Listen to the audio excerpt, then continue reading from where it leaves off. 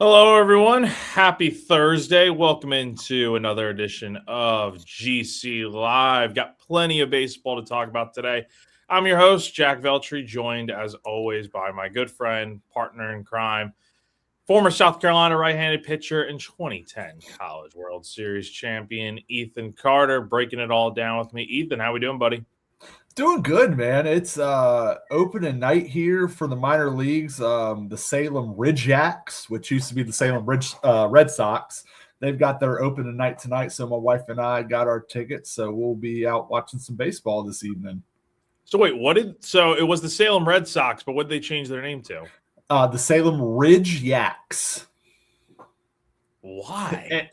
It's controversial out here, man. They were doing a rebranding, and they wanted something more for, like, we're out here in the Blue Ridge Mountains, so they wanted something for that. But the Yaks is where people get a little uncomfortable with the naming. But that the logo's sick. I'm probably getting a hat tonight if they don't cost $60. They got a fitted I want, that I enjoy. So we'll see. Okay, that is a very sick logo. Yeah, I will ask: is it still the Red Sox affiliate? Yeah, we're still the low A Red Sox affiliate. So a couple years back, I got to see Marcelo Mayer as like an 18-year-old fresh out of high school, and you watch him play shortstop, and it's like, oh, he's much different than all these guys out here, and he's the youngest guy on the field. So we there's actually a banner of Jackie in the stadium. He was supposed to come. He was supposed to come accept an award, but we got a bad snowstorm here when he was supposed to accept an award. But yeah, JBJ's on one of the little banners they got there. So JBJ spent some time here, and but yeah, you see some decent guys come through here. So I'm excited to see what the old Yaks have this year. Yeah, I just looked at the logo. It is actually very yeah, that's actually not bad. Okay. I'm used to the Red Sox affiliates with their names being, Salem Red Sox and whatnot. So that's a little bit of a change. But yeah, good to hear you're doing well, man. We've got plenty to talk about today in the world of South Carolina baseball. Gamecocks opening up a 3-game weekend series this evening with number 2 Texas. And you might be wondering, why is it Thursday through Saturday? Well, there is Easter on Sunday. So I don't believe any team is – I don't know if any team is really playing on Sunday. So with the holiday. Yeah, I don't believe so. I know we never did. We because I vividly remember we had to fly back on a Saturday. Gosh, I forget who we were playing, because Coach Tanner wouldn't fly. So Coach Tanner rode the bus back. No, Coach Tanner hated flying. He only flew to Omaha. That was the only flight he took when I was there. So yeah, he drove back with he rode the bus back with the all the bags and stuff, all the equipment.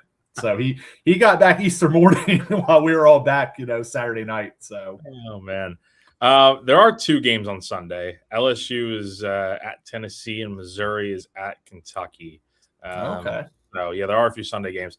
We can't let this comment slip through the cracks. Yankees are looking good. So this is not a Yankee podcast, but I wish it was at times. But we are. We'll have a spinoff. Yes, we'll have a spinoff at some point. That's the other thing we do have in common, Ethan and I. We are both diehard Yankee fans. So I'm glad we're doing the show today, because tomorrow afternoon, I really didn't get a chance to watch opening day in San Francisco because I was at softball. But there's no baseball until tomorrow night for the South Carolina, so I will be glued to my couch watching the home opener, which honestly is the more it feels more like opening day to me when the Yankees are at home opening up at the stadium. So I'm looking forward to absolutely watching them take on the Marlins tomorrow. But yeah, we got plenty to really get into here about South Carolina baseball. Again, Gamecocks opening up a 3-game series this evening with Texas. We got some pitching stuff to talk about. And then we're actually going to open up the show talking about some comments yesterday from Coastal Carolina head coach Kevin Schnall. We'll get into that in a second, but of course, got to talk to you guys real quick about our presenting sponsor, Clint Hammond of CMG Home Loans. If you're in the market to buy a home, need help with your mortgage, give our guy Clint a call. He's been in the mortgage industry for more than 20 years now. He's also a lifelong Gamecock fan and a longtime supporter of Gamecock Central. He's been the presenting sponsor of GC Live for as long as I can remember at this point. As long as I've been here, he's always been the presenting sponsor. So you're getting in the right hands with a guy like Clint. He'll help you out through the process, take you step by step, and get you on that way towards buying that dream home or helping you out with your mortgage, any of those housing needs you may have. Give him a call, 803-422-6797. The NMLS number for him is 71597. Or go to ClintHammond.com for more info. Thank you, Clint. All right, Ethan, let's lead the show off with, before we get into our preview and predictions of everything with Texas and South Carolina this weekend, we do have to talk about something that popped up yesterday. Coastal Carolina head coach Kevin Schnall met with the media yesterday out there in Conway to preview the Chanticleers' upcoming weekend series with South Alabama. And he was asked about the South Carolina head coach opening, which he has been willingly or not connected to. I know on a lot of hot boards, he is probably the most popular name on that list. And I'll read off the quote here that he said, kind of answering the question. He said, yeah, I mean, it's amazing. We're in week 11 and we're already talking about jobs. What a world we're in. The only thing I can speak on with certainty is that our focus right now is extremely microscopic, and there are only two things that matter. Number one, what can we do to make this team better? Number two, what can we do to make this program better? I can assure you that there's going to be nothing that's going to distract us from our standards. There's going to be nothing that's going to distract us from our responsibility to lead these players and this team. The landscape of college baseball has changed drastically in the last 2 or 3 years. If you don't adapt and adjust to those changes, you will get ran over extremely fast. We're very fortunate here at Coastal Carolina to have tremendous leadership. Chance Miller, our athletic director, Dr. Weinbrake, our president, Natasha Hanna, the chair of our board of trustees, the executive advisor to our president, Joe Moglia. They fully understand these changes and the requirement it takes, the commitment it takes for Coastal baseball to remain elite. They understand and recognize there are some immediate facility needs. They understand that there is more resources needed for us to remain one of the most consistent premier college baseball programs in the entire country, and we have full confidence in their leadership. So, Ethan, I will just ask you right off the bat, what as a former player and someone who understands the game and probably I'm sure Schnall is, he didn't say yes or no to the question. Didn't say no. But I'm sure you can read between the lines pretty well. What are your thoughts when you hear Kevin Schnall talking about, the vacancy at South Carolina? He's in a great spot. He's at one of the best, I don't know if we can consider Coastal a mid-major in college baseball, but he's in one of the best spots you can be in. I liken it to, I don't know if we got a college basketball followers. I liken it to Tommy Lloyd at Arizona right now. He's either going to get a raise and a lot of money into his program, or he's going to go to one of the best programs, a blue blood program as far as college baseball goes. And like I said, Tommy Lloyd's going to do the same thing, whether he stays at Arizona or goes to UNC for college basketball. I think those are two very comparable situations that Schnall is either going to get a boatload of money for the program to keep Coastal where it's at, or he's going to go to a South Carolina program that I think is at least for mine, is starving for a competitive baseball program again, and will match any ask or needs that Schnall, or any demand Schnall might have if he were to leave the Coastal job. So I think Coach Schnall's in a great spot. I envy that man with the spot he's in right now. And I think it's interesting because Schnall's in such a unique situation here where he's such a highly sought after coach for somebody that has only been a head coach for a year and a half at this point. Like, think about it. He has his tenure at Coastal has been as long as Paul Maneri's was at South Carolina. Because crazy, yeah. And the thing about Schnall is he's a lifelonger at Coastal. Like, he played there. Yep. He had 2 separate stints as an assistant coach. under Gary Gilmore, and now he took over as head coach in 25 after Gilmore retired after 29 seasons. So I think it's tough to be, it's tough to pull him away, I would think. Then again, he interviewed for the Tennessee job and turned it down. So I don't think it's impossible. I think for South Carolina, that has to be your first call when you're thinking about, because let's be honest at this point, barring a late turnaround here for South Carolina, I don't think Monty Lee is going to be your head coach. They're in too deep a hole right now, which we'll get into later when we talk about South Carolina and the weekend ahead a little bit more in depth. But yeah, I think you're looking outside the program here for your next head coach. And a guy like Schnall has had immediate success at Coastal, leading them to 56 wins last year, getting to the College World Series. Obviously, they played in the College World Series final against that really good LSU team that won it all last year. So he's done a great job there. It's just a matter of, is he willing to leave the place that he has called home for like 30-something years now? That could be a tough sell. But I think reading a little bit between the lines there, I think he has so much leverage here to where, he said, we need, facility upgrades. We need more financial resources. So it's kind of like, in a way, he's kind of indirectly telling Coastal, like, hey, we need X, Y, and Z. If we can get this to happen, then perhaps I'll be here. South Carolina can already give you all that, though. They don't have to. They can just do it with the lift of their pinky. Like, they have the great facilities here in Columbia at Founders Park. It's one of the best. Ask most visiting players when they come here, and it's like it's one of the best ballparks in the SEC, let alone the country. You have money. We have seen South Carolina invest a lot of money in this program under Paul Maneri, and the results haven't been great.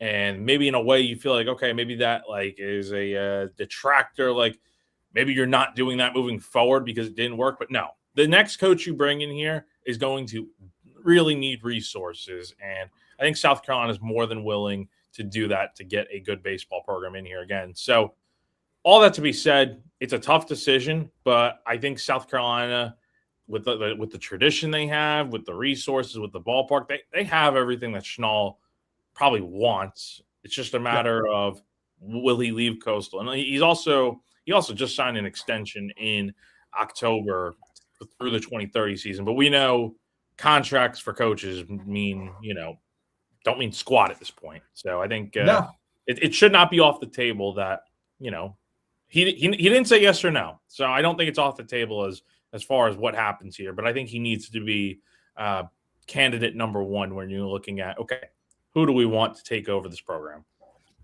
Yeah, no, he's the you make him say no. He's the you make him say no coach candidate for this program. And again, it's weird situation for him and for South Carolina for that matter, in that it's able to be talked about now, midway through the season, because the situation was so bad here that we had to make a change, after the first conference game or the second conference weekend, not even the whole weekend, the fourth conference game, 4 conference games in, and South Carolina had to make a change. So it's a different scenario than you usually see in college baseball, especially, at a program like this. I think the only one I can think of was Lamonis at Mississippi State, but even he lasted till, mid or late April. So it's just a different situation. And, that Coach Schnall is having to answer those questions now at the beginning, April 1st is just weird. But like we said, he didn't say no. And, like I said, he's going to use this as a bargaining chip for Coastal, and Coastal will either say yes and give him everything and he stays, or they'll say no and he'll go on, to greener pastures, which could be Columbia, South Carolina. Not that far of a drive. No, it's definitely not.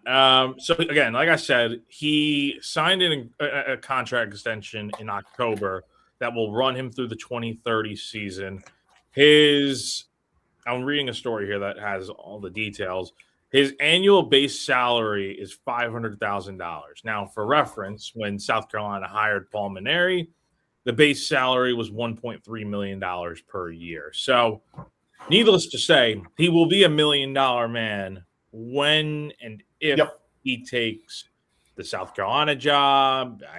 I don't know what other jobs are going to open, honestly. It's tough to say. I feel like Florida was going to open, but now Florida's playing pretty good baseball. So it's tough. I mean, I don't know what other jobs are going to be open, but as of right now, with where everything stands, like I know the Grand Canyon job's open. South Carolina is the best job open right now. They're gonna have their pick of the litter. I don't think, maybe Florida opens up, but Sully's a legend there. I doubt that happens. Like something catastrophic would happen. Like I thought Florida was in a real bad spot after the Alabama series where they got swept, and it's been very inconsistent there. Like they've looked great at times, they've looked like crap at other times. But I think Florida, as of right now, I think they're fine. Barring them missing the season or something, they'll be fine. No, I mean, like I said, as far as job openings, there's only a handful that I'd even put ahead of South Carolina in a opening like this, which again was the reason why hiring Coach Mainieri was so surprising 2 years ago. But not to dwell on the past on that. But it's true. And that it's, I think you're going to be able to get who you want's probably a little strong, but you're going to be able to go out and bring in somebody that should reinvigorate the program. So whether Coach Schnall or whether it's someone else, I think with the way the old San Francisco Giants look right now, I wouldn't be surprised if Vitello's out of the job by July there. So maybe you hang on out and bring Tony V into Columbia and see what happens. Yeah. And the good question here from Joe Stone. This is Brandon Stone's mom. What's going on, Joe? How you doing? Yeah. So I think if South Carolina hires Schnall, there's a probably good chance that Matt Williams follows along. And the reason I say that is because Matt Williams coached here at South Carolina in 24. It's amazing that he was only here for 1 year, and then he goes to Coastal, and he's leading that pitching staff to such great success. Like, I think, honestly, you could probably – here's the way this probably works, and Ethan, I think you could probably speak to this as well. Mm-hmm. Whenever you get a coaching transition – now, the thing about Paul, when you hired him, there was no players to follow him, no coaches to follow him, except for Terry Rooney, because he had been out of the game for a few years. You bring in a sitting head coach, odds are the assistants will follow, and then the players will follow, and the commits will probably follow. Like, that's the thing. Like, I'm seeing, like, a bunch of, recruits right now that are committed for 26 and 27, some JUCO guys. Like, they're decommitting before anything even happens. But you're going to replace those guys with a recruiting class that whether it's Coastal or one of these other programs I've already built, because they have that connection with the head coach and, everything that they have in mind. So, I think Matt Williams, if South Carolina hires Schnall, I definitely feel like Matt Williams is a possibility to bring in as your pitching coach. Just there's so many different ways you can go about this. And the other point here we have a comment here from Adam bringing up, could whatever coach we get bring their pitching coach or hitting coach with them? Yes, that would, I don't want to say it's 100% the case, but it probably would be a good thing. It probably would happen. Yeah, because generally what happens in those situations, like you said, you bring your staff over with you, unless one of your staff is staying behind to take the head coaching job that you are vacating. That's generally what happens. I mean, you saw it last year with O'Connor leaving UVA. I want to say like 4 or 5 guys from UVA went with him. So it's when those type of big moves happen, especially with the way college athletics are set up now, you do see guys come with. You'll see commits because that's the high school guys, that's who you signed on to play for, and you're not going to go to you may really like the school, but for most part, You're not going to go in with a guy you weren't his guy and risk, losing your playing time to somebody that didn't recruit you and didn't necessarily envision you being a part of their program. So, it's so early on. We'll probably be having this conversation, at least 4 or 5 more times before there is actually an announced coaching change. But like I said, with the question being asked to coach yesterday, it was a good time to talk about some possibility of what it would look like in a Kevin Schnall Gamecock world. Are you ready to throw your hat into the pitching coach? I mean, shoot, you broke down Riley's struggles beautifully, and I mean, once upon a time, yeah, once upon a time, not anymore. Yeah, no, so little known fact: you do have to have your college degree to coach college. Really? Athletics. Yes. Okay. There was talk early when I finished playing after a year of indie ball and stuff. And I actually did go back to school for a little bit and trying to be Adrian Morales' pitching coach when he was down at Miami-Dade. So that ended up not finishing. Some things happened. I couldn't finish the adult thing at JMU, but no, my hat cannot officially be thrown into the ring until I take about 4 or 5 more classes, and that's not on the horizon right now. Oh man. And you're right. We are going to probably, this won't be the focal point. Like, we're not going to spend 25, 30 minutes. We're not going to spend half the show talking about coaching, the coaching cycle and everything every show. That we will definitely hit on it when there's stuff like this that pops up, like Ethan said, because it's important to talk about, obviously, but we really won't get into full-on coaching discussions and probably until the season's over, right? Because and the question here from Adam says, assuming South Carolina does not make the postseason, when do you expect a decision on coach? So, okay, let's go back to the last time this happened. So 2 years ago, South Carolina's in the postseason. They lose in the regional. Kingston's fired the day after the season ends. And then about a week and a half later, South Carolina hires Paul, and then he's officially introduced as the head coach. So in about like a 10-day span, everything happened. I think it depends on, number one, who you want to hire and when their season ends. Like, let's say it is Schnall.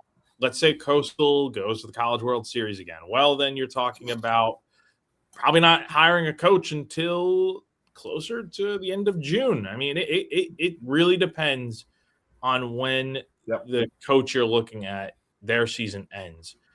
South Carolina was fortunate last time because they didn't have to wait long because Paul was not doing anything coaching-wise. So you could hire him literally whenever.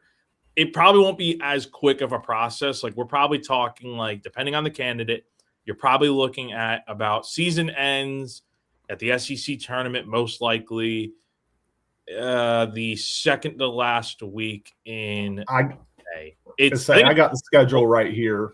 Super regionals May 29th through June 1st, Supers June 5th through June 8th, and then College World Series June 12th through June 22nd. So sometime in the middle of June's probably middle of, and like I said, if who you want goes on a run to the World Series, you're probably looking at the end of June. So I'd say June 15th through June 30th is probably when you'll hear the next head coach for South Carolina get announced. And I think we could safely assume they're going to hire a sitting coach, whether it's a head coach or assistant. I don't think they're going down the retirement route again. At least I hope they don't. But yeah, so probably about June, like when the season ends, we're going to talk like recapping the year, what went right, what went wrong, et cetera, et cetera. We'll break that all down. But after that, like once everything begins with like the coaching search and whatnot, once we know like legit candidates, we're going to be probably focusing on that. But until then, we're going to try to really focus on the season ahead. We'll get to that here in a second. We do have a few more questions about the coaching search with Schnall and everything before we transition. Where's the one question here? What is your age range of the coach that South Carolina should get? And again, Adam brings up that he does not want to see another Paul in the building. And I think a lot of people would agree. I think it depends. Like if you're going to hire like a Tom Walter, who's a little bit older, he's the head coach at Wake Forest. I know South Carolina has been interested in him, and there's been some mutual interest over the last few coaching cycles that South Carolina's had to hire a coach, probably going back to 2017.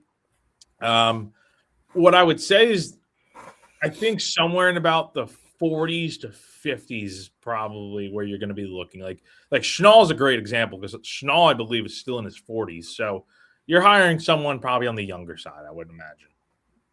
Yeah, you're going to hire somebody that you hope is the coach here for the next 15 to 20 years. Or shit, I don't know if college athletics will allow that anymore with everything. 10 to 15 years. You're looking for at least your coach for the next decade. So yeah, you need somebody that while they can handle the rigors of recruiting high school guys, portal stuff. Like you want to have a staff that can do that, for the first couple of years and then maintain that momentum and that consistency for, another 5, 6, 7, 8 years. So yeah, I think somebody in their mid to late 40s is probably the sweet spot. I think any younger than that, you are taking a gamble on some inexperience, but there's some young coaches out there that given the opportunity could view this as their career spot and want to do everything they can do to keep it. But I'd say ideally you're looking mid to late 40s, but you'll keep your mind open for something younger because I my thing is I want them to interview people. I want to see them interview 6, 7, 8 candidates. Get them in the room, hear what their vision for the program is, how they can shape it and be the image that they want it to be.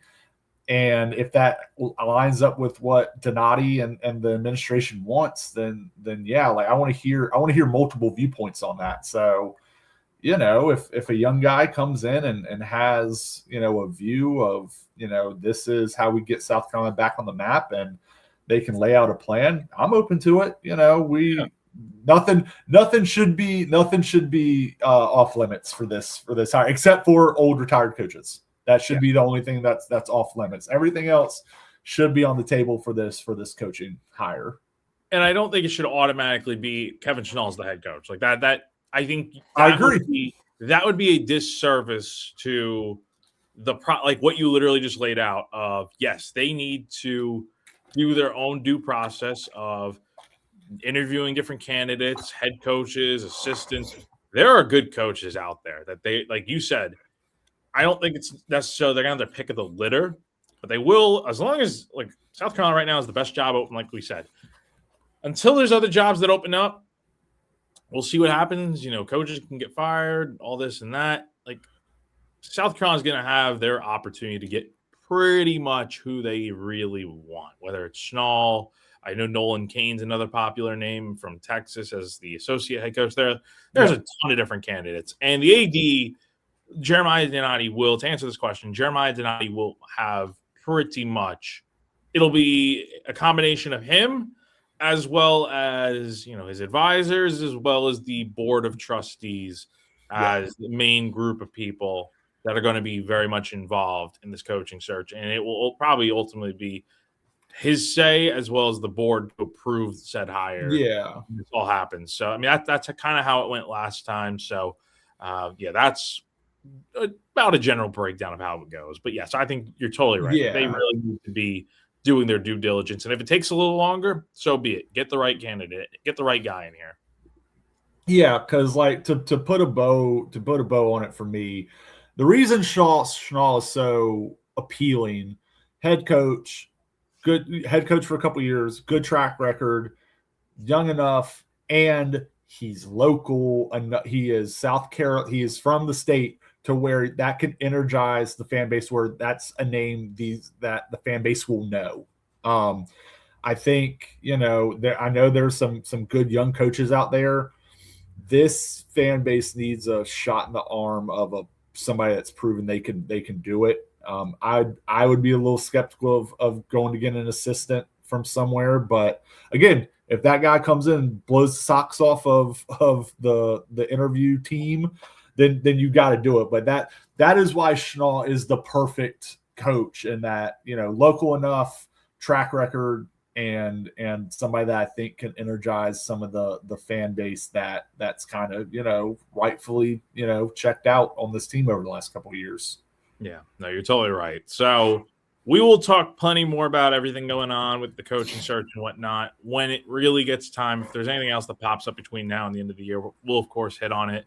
But yeah, this probably won't be a big focus until we get to the end of the year. And as we kind of transition into focusing on the series at hand this weekend, real quick, I'm going to talk to you guys about our baseball presenting sponsor, Andy Ludicky. We're thrilled to have our friend Andy sponsoring our baseball coverage this spring. He is a big baseball fan, and from his line of work, he has seen firsthand the fantastic traits that baseball players bring to the franchise world.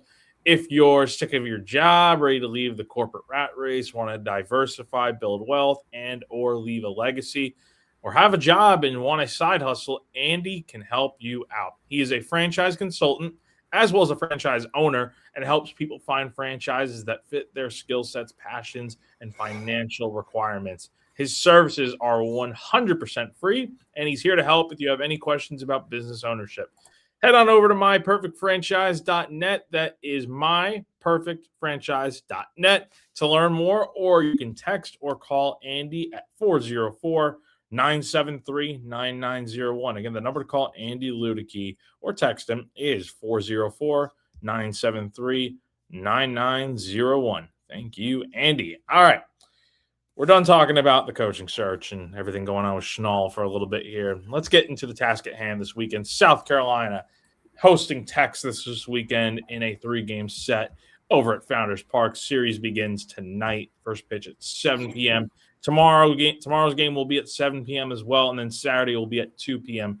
First game tonight will be on SEC Network, so that is a big change, is that South Carolina will be on television for once this season instead of on streaming. Pitching matchups are as follows this weekend.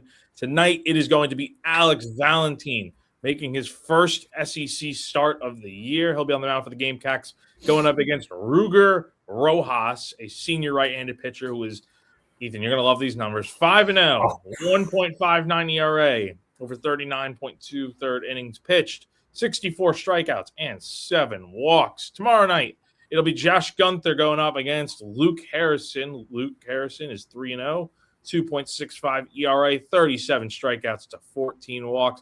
Then on Saturday in the series finale, it'll be Ant Phillips going up against Dylan Valentis, a sophomore left-handed pitcher, 3-0, 2.08 ERA, 51 strikeouts to 14 walks. And if you're guessing it here, by those numbers I read off from Texas, they do have the best pitching staff in the SEC, as they are the only team with an overall ERA sub-3. So this is a very good pitching staff led by 3 horses in the weekend rotation. Ethan, your thoughts when you hear all that? Whew, baby. Ruger has as many walks as earned runs given up this year. That is I might have the game up on my phone while I'm at this minor league game tonight to watch some of that. That is, I always go back and watch the games on replay anyways, but that is, those numbers are, they're really nice to look at, and they've only given up 12 home runs as a team. Now I will say, Texas Stadium is not a Cracker Jack box. They do play in a nice little pitching confine there. And we know the ball can jump a little bit out of Founders Park on a warm night. So, maybe the home run numbers go up for them a little bit. But yeah, man, that is a heck of a pitching staff. I'm interested to you. I don't know if Monty did media since they're playing on Thursday. If he did media any earlier after the rotation, is there any kind of idea of how long Valentine's going to go? Is he pitched on Tuesday, right? Mm-hmm. Go ahead. Yeah, let's talk about that, because that's Texas has got a really good pitching staff. We're going to get into just the overall, because I feel like the vibe for this weekend is probably going to be like pitching duels throughout the weekend. But Valentine going tonight is, I think, a little bit of a surprise because he had just started on Tuesday. He pitched on Sunday. He pitched on Tuesday. Now he'll start tonight. He threw 21 pitches on Sunday, threw 13 on Tuesday. And the expectation is like he's going to hopefully go out there and give you a quality start. So you're talking about a guy that could probably, I think his most pitches he's thrown is probably 60 this year. You're talking about a guy that you're hoping to probably get at least 80 out of, I would think. So hopefully like 5 to 6 innings out of him. But this is a team that Texas's offense is definitely not as strong as its pitching staff. The pitching is definitely the backbone of this team. But to make a mistake, this is still a good offense, just not what this pitching staff presents. But yeah, they slug it. They slug it. They score their runs by, again, I haven't watched arguably a ton of Texas baseball yet this year. But they got 2 guys with 10 home runs. They seem to have like a core, like 3 or 4 guys, and one of their shortstops out for the weekend. Adrian Rodriguez is out this weekend, or at least he was supposed to be. I don't know if the SEC. I'll look it up real quick. But go ahead. I'll interject if I see it. Yeah, but they seem to hit a fair amount of home runs, and they seem to have their core group of guys. They've got 6 guys, I think by count here, that have 100 at bats. They don't seem to mix and match. They got their core, and that's who's going to hit all weekend. So it is going to be, like you said, you hope the hope is that it's going to be a pitcher's duel kind of weekend. But yeah, I thought the Valentin move, especially to Friday night's just interesting. I, kind of Coach Lee's, reasoning last week for, starting Brandon or not listing Brandon. I'm getting my quotes mixed up. Is that you want to have the opportunity to pitch Brandon if you got a chance to win, If we got a lead on, that's what it was. He left TBA for Sunday because if you got a chance to win the game and you need 6 outs and Brandon's available, you want Brandon to pitch. Yes. 100%. And I feel like Valentin is that as well, with this team. He's been the most trusted reliever. So burning him on Friday, unless this is a true opener situation, which it doesn't seem to be, is just weird. And again, I know the team hasn't been very good this year, so it's kind of throwing some spaghetti against the wall and seeing what sticks. But that struck me as odd that, I text you Tuesday, I was like, he's starting? I was a little surprised by that too. Like you said, especially pitching on Sunday. Now, again, he only threw 20 pitches on Sunday, and he only threw 13 on Tuesday. I mean, that's a light bullpen, but throwing 3 times in the span of 5 days and then starting, that's why I wouldn't be shocked if it is 1 to 2 innings and get through the first part of the order, or maybe that's the best way to put it. Get one time through the order and then pass it off. But again, like I said, that colored me intrigued by this pitching decision. So who do you bring out? All right. So let's say, again, we're expecting, if everything goes according to plan, Valentin will probably be out there for 4 to 5. You expect 4 to 5 innings out of him. And that would put him out for the rest of the weekend because you're probably getting him to throw 75, 80 pitches. Maybe you can give him 90. I don't know. This to me screams like a very like Garrett Gainey type of move from 2 years ago when he was – it's pretty much a similar situation. Both the guys are maniacs on the mound. But number 2, they were both closers to begin the year, and then they worked into the weekend rotation by like midway in April, that time of year. So it's very similar in that way. Now, if I remember with Gainey, I'm trying to remember what game he really made his first start. He pitched really well in the rotation, so maybe like this will go well. But you're talking like Valentin's going to be a 1-game guy at this point. Like unless something crazy happens or Monty just has a change of heart, This is going to be a one-game move. What I will say is, who is your first guy out of the bullpen? Let's say regardless of what because the question is, who's the first one out of the bullpen if Valentine struggles? Let's say Philpott. I think it's Philpott. So regardless, like if he struggles, if he's good, I think it should be because even in a perfect world, the most innings he has thrown 3 2. He threw 3 2/3 against Northern Kentucky. In a perfect world, you get four innings out of him. I think in a perfect world, you're going to get four innings. Philpott, I think they still want to stretch him out. I think they'd still like to get him to a point where he can throw meaningful innings. So I would say no matter the situation, I think Philpott's your first out of the pen. I agree. I think Philpott kind of slides into that role of what Valentine was for you. Like him and Stone now, I think like Philpott and Stone are probably those two guys that, and again, I think it depends on the circumstance because I think you feel pretty good about Gunther. I expect to hopefully bounce back. I think, the Arkansas game was brutal. The Georgia game was really just one big mistake on that grand slam. Yep. And then, tonight, hopefully he can get back to really shoving. And then you feel good about Amp on Saturday, giving you at least 6 good innings. Like Saturday is your best chance to win, I think. But I think it would not be crazy if you're throwing some stuff at the wall tonight. Like you're throwing Stone out there, you're throwing Philpott.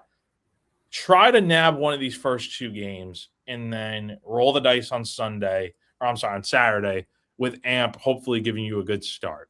I think you're more willing to burn some bullpen arms tonight or tomorrow, knowing you got a really reliable, let's call it for what it is. He really is the ace of your staff. It's just you're using him in a later role in the weekend, knowing that it's been a tough year and you're trying to nab at least one game each weekend. Yeah, it looks funky right now. Like, and again, I know they're trying to mix and match and the Thursday, and I will say like the Thursday, everybody moving up a day, that does matter. Like that's not, these guys get into, or especially starters get into a read. So I know that really does matter.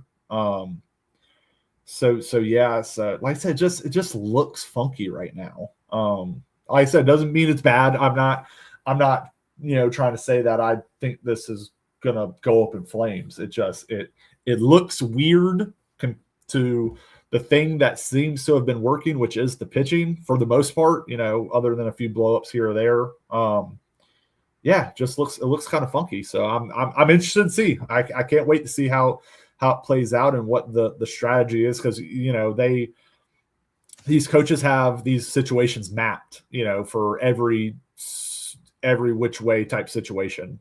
So I will be like, I'm sure Coach Lee, whoever the first person is out of the pen, especially again since Alex hasn't started or has nominally started one game this year, I would not doubt that Coach Lee's had a conversation with whoever the break class in case of emergency starter or relief, first guy out of the pen is. That conversation I would guarantee has been had. So they've got an idea, and it's up to the guys to go out there and execute. Are you expecting low scoring games this weekend? Given Texas's offense is good. They're hitting over 300 this year. They've hit 46 home runs. I think the main thing that actually really stands out with Texas, and this is probably a big concern this weekend, they have a lot of guys that can steal bases. They have a lot of guys that have not been thrown out this year. They are 55 for 63 in stolen bases. Now, surprisingly, that is not tops in the SEC. When you look at who it's Kentucky right now. That's Kentucky. Yeah. Oklahoma's really quick on the bases. Like there are a few teams ahead of Texas in terms of stolen bases, but Texas is in the upper echelon of the SEC. I'm thinking these games are probably going to be a bit more low scoring, just because I think the pitching is pretty good on both sides. Yep. It's just, is South Carolina going to have enough offense to get the job done this weekend? Yeah, I'll be interested. I can't wait to see what that first lineup card looks like, because I read one of your articles after this past weekend, and I'm with you that um, Jake Randolph needs to be the full-time DH. He's provided a little bit of thump in there, but when he becomes the DH, it just kind of clogs the rest of the what you do. So I'll be interested to see what the lineup card looks like, because I believe in this pitching staff that they will, at least, for the most part, this series keep it pretty in check. And they're going to have to. Like I said, I think this Texas staff is just loaded. So yeah, the pitching's had pressure on it all year because the offense hasn't done but so much. So I just think that pressure kind of gets added on. But like you said, Amp's been really good. Stone's been really good. Gunther seems to be the Jekyll of the Hyde of the group. Good one weekend, doesn't get out. Pretty much if Josh gets through 2 innings, you can pencil in 6 or 7. It seems to be he's got to get through the first couple. He's got to command out there. He's got to be able to command the zone, because walks killed him against Arkansas, and they killed him against. I say he was one mistake away from a different ball game. It's true. He doesn't give that grand slam, different game maybe, but his command was definitely suffering. So I think the biggest thing, like you said, Ethan, not to cut you off, is the command definitely needs to be there through those first 2 innings to really show that, hey, he's going to have a good start tonight. Yeah, exactly. So, I just think the pitching is, like I said, it's had pressure on it all year. And I don't think that changes this weekend. So, these guys seem to perform pretty well under pressure. So I'll definitely be excited to watch these pitching matchups that by all intents and purposes should be pretty. It should be a fun weekend. Like, if it, obviously you want the offense to be better, but it should be a fun weekend like Florida weekend, where those three guys went toe to toe for pretty much the whole weekend. So hopefully it's that, and we get a few more hits. Who are you looking at from an offensive standpoint for South Carolina to, if they're going to figure things out offensively, who's the guy on this team that you're like, if they get the bat going, that's going to help out tremendously for this team? I'd like to see Scobie find a little bit of something. I'm just briefly, I'm glancing at our stats right now. Other than Jake Randolph, we don't have a single player slugging above 568, and that is Will Craddock. That's rough. I'd like to see KJ get going a little bit. He's from a talent standpoint, he is the best. He is our most talented player. And I mean, he's hitting 300. He's not having a bad year by any stretch. But if this team wants to have a chance, he's got to play like an upper echelon SEC player. And I think he's playing like a good one right now. There's another level that I think he needs to get to. And for this team to want to have any chance, I think he's going to have to, because Lazama seems to be relegated to a bench role now, which he hasn't played well enough to earn playing time, and the guys behind him have. So the guys you brought in, Lazama, Harmon, Reese Moore's obviously hurt, but those 3 were supposed to be 3 of your biggest bats, and one's hurt and 2 aren't playing because they haven't earned playing time. So you need your good players to be great. I will add one note. Harmon is out again this weekend. It was revealed yesterday that he is dealing with mono. So wow. Hope he starts feeling better. Yeah, Monty hoping he's gonna be back next week. He's probably been out 3 weeks at this point, so you hope he gets better. That's no joke there. No. As far as I'm thinking here with the offense, I think You're right. Scobie's definitely in the middle of the order. He's your tone setter, I think. I think Tyler Bock's a guy that when he's swinging the bat well, I think it kind of is contagious throughout the rest of the lineup because he's typically hitting at the top or bottom of the order. He had a 4-hit night the other day against Wofford. Hopefully that gets him going here. So I think him, Will Craddock's another guy you're looking at. Like, he's really struggled against SEC pitching, but he had a 2-hit night the other day, 4 RBIs. So hopefully some of these better at-bats these guys are taking. I know it's in a midweek game, but still, you're facing – pitching is pitching. And a lot of these guys throw 90-plus. So you're kind of hoping that game against Wofford got those two guys going. And if it did, you feel much better. Because I think, honestly, the runs you need to probably win these games, I'm thinking, like, against – like, with the pitching you've gotten lately, I think you can get, like, 5 or 6 runs and you're comfortable. Like, that should be about where you want to get, like 5 to 6 runs against a guy like Rojas is going to be tough to hit. I'm not expecting tonight to be the night to get it going, but if you can stretch like have a game similar to what you did against Canuck for Clemson a few weeks ago, about a month ago, where you tagged him for 4 runs and he's been really dominant, against Carolina over the past few years. Hopefully you can scratch a few runs. Hopefully being at home also kind of helps. Like, I know it's a long trip for Texas. They probably got in here yesterday, so they'll be adjusted. But, the last time Texas came here, I know it was a few years ago, and they were facing a bad South Carolina team that, had a similar year to what you're going through right now. I believe South Carolina won 2 out of 3 that weekend. They did. It is very much possible that we could see something like that this weekend, but we'll see. The games have to be played. So with that said, let's get into some predictions now as we wrap up the show here. I'll let you start out. How do you see this weekend going for the Gamecocks? I unfortunately see this being a sweep for Texas. I just think they're kind of a buzzsaw. I will say, Texas had to play on Tuesday. They had to hop on the flight yesterday, and then they're playing today. So if there is a game to win, I feel like it, I know, again, Rojas is unbelievable. If there is a game to win, I think tonight would be the night. I think Texas might be, I know they're kind of used to it. They travel farther than everyone else in the conference to play, except maybe Oklahoma. But, played on Tuesday. They played 10 innings on Saturday. And it was Red River, the shootout out there. If there's a game the guys are going to get, it'd be tonight. So I am predicting a Texas sweep, though. But like I said, if there's one to tune into, tonight's definitely the night.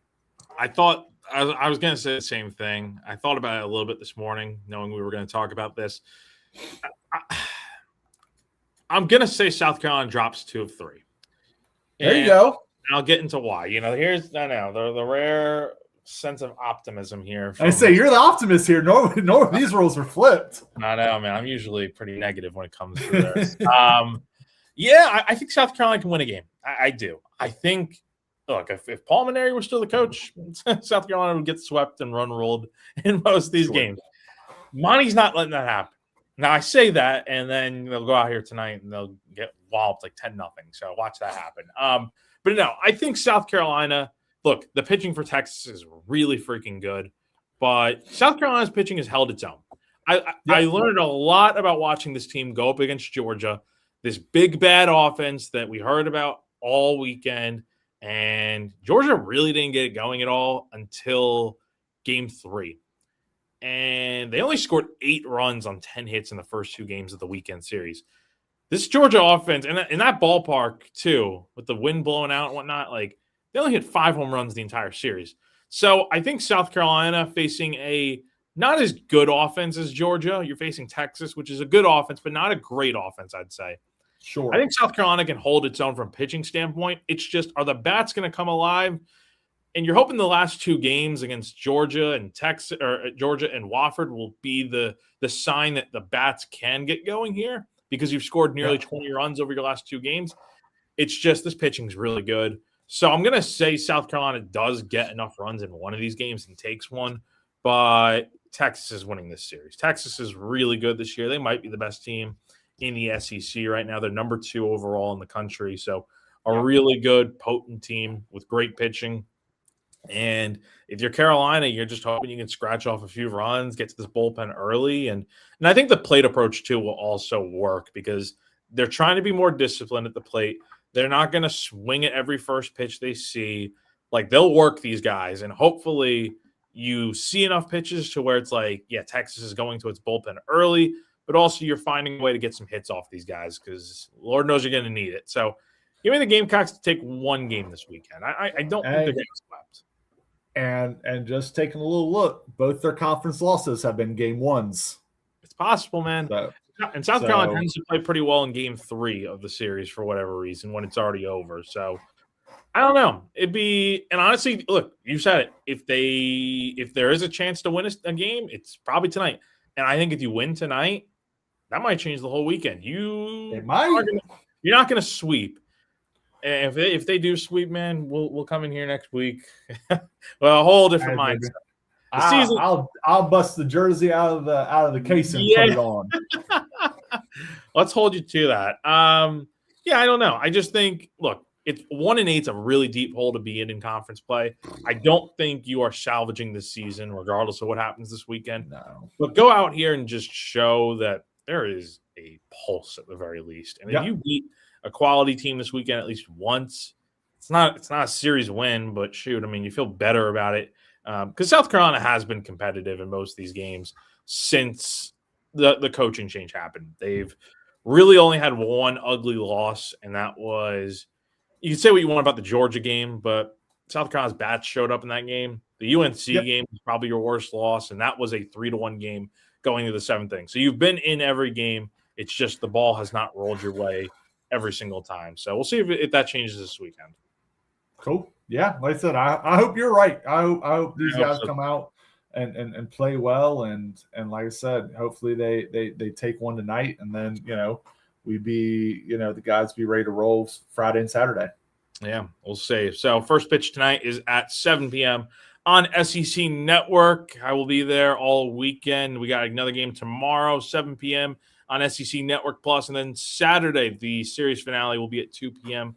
on SEC Network Plus as well. Again, it'll be Valentine tonight, Gunther tomorrow, and then Phillips on Saturday. So we will hopefully have a lot of good things to talk about next week when we're back here talking about the series and looking ahead to Missouri a little bit. So appreciate you guys tuning in as always. And yes, have a happy Easter, everyone, and enjoy that Sunday off from baseball. And we'll catch you guys next time. So I'm Jack Veltri, and this is Ethan Carter. Appreciate you guys tuning in as always, and we will see you next time. Bye-bye.